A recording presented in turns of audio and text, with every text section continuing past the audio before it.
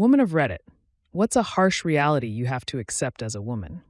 I am a woman and a journeyman plumber. It gets so exhausting that everyone always assumes I am the least competent person on my crew on a job site. Other trades will go find my apprentice to ask questions they should be asking me, even if they see me working.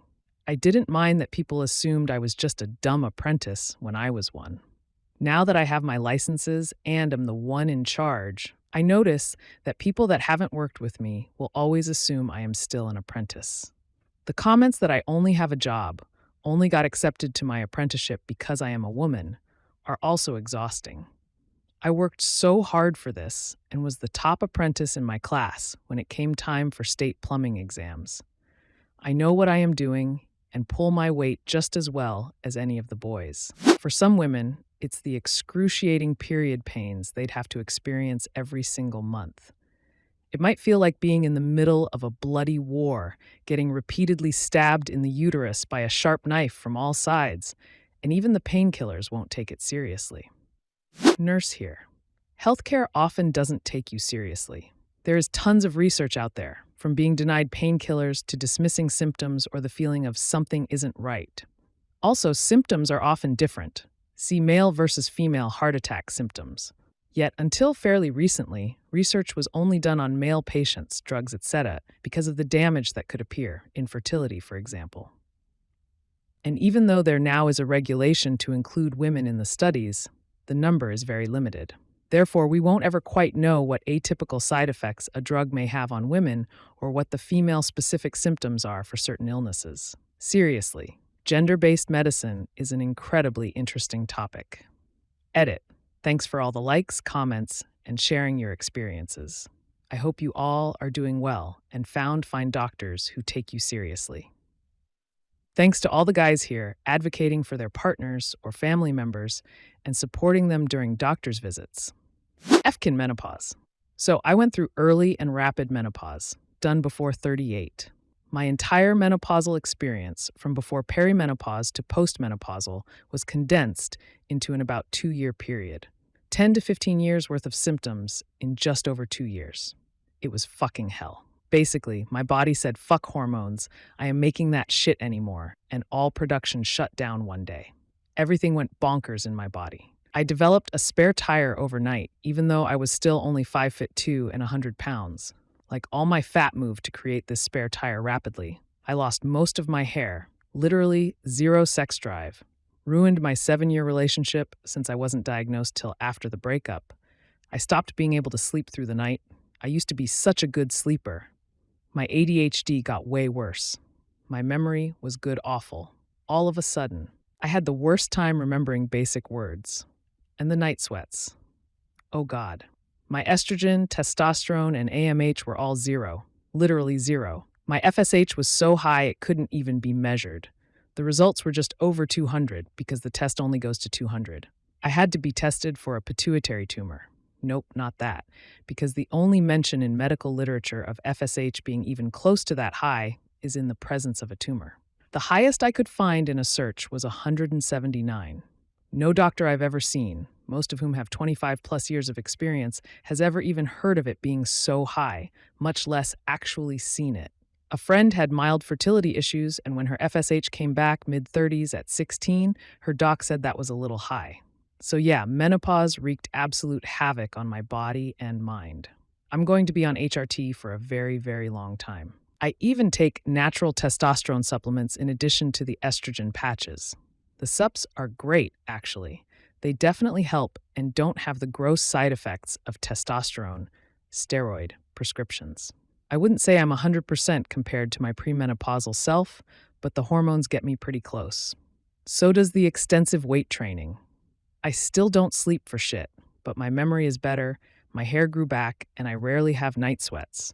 And when I do, it's usually because I'm a day late on my patch. Hormones are awesome. I see people complaining about hormones sometimes, and I just think you're going to be so sad when they're gone. I talk about my experience a lot because young women need to know that it's a possibility for them too. And doctors need to test for menopause early as well. I went to a free, and the one who tested my FSH did so on a whim.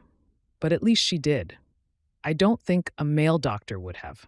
But so many women don't know that this can happen early. It's common, like 1 in 100 before age 40, and 1% of those cases will be before age 30. We need to talk more openly about all this. For real. That my two daughters, statistically speaking, will be harassed verbally as even sexually by someone, likely a male. How does one prepare their daughter for this? Already at 13, she gets men looking at her. Last summer, as she got out of the surf, a man watched her and stared at her as she made her way to me. When she told me she could feel him watching her, in he water, I stared back at him, and he got up and walked away. It's just so heartbreaking that I have to teach them how to be safe, i.e., walk with only one headphone in, don't go to the toilet on your own, don't make eye contact, run to a woman if you're threatened, tell an adult if someone hurts you, etc. Had movers at my house once. They got creepy until I casually mentioned that my husband will be home soon, he's a homicide detective, and was called out. Movers were very professional after that. I wasn't married, but needed to shut them down. Update. Thank you for all the stories and confirmation. Reading them made me recall other bad situations. It seems to be very common for women to have these experiences. Especially thank you to the many men who commented, acknowledging the issues. Please know that women know most of you aren't creepy or threatening at all, and thank you for helping educate other men about how some behaviors may be perceived. This works on a general level, did it? I mean both women and men, but looks mean a lot, both in personal relationships and work. The halo effect is strong. People, both men and women, will shun a less attractive person until you prove you don't suck as a person, and you will be overlooked at work or other professional settings. As a plain-looking woman, I had to accept early on that putting quite a bit of effort into how I look leads to people liking me more and thinking more highly of me in work settings, even though my performance is the same. Paradoxically, women were more likely to actually be mean to me and let me know that I cannot sit with them, so to speak, and men just kinda never noticed me or acted as if I was another guy, which actually led to friendships. And no, I don't think women are catty or dramatic. Maybe it's a natural thing to overlook those with less to offer in the looks department. Makeup, good haircut, and nice clothes made a world of difference. I don't mind doing it, but I am also comfortable as a plain Jane, but it would be nice if my looks didn't subconsciously tell people she must be terrible. Also, women's clothes don't have normal pockets. What's up with that? 90% of men can overpower you if they want. You can do all the weightlifting and self-defense and jujitsu, they're still going to be stronger, and there's nothing you can do about it. There will always be a man to explain why you're wrong about your experiences and your perception. Has your life experience taught you that you need to take certain safety precautions? A man will pop up to explain that you're wrong.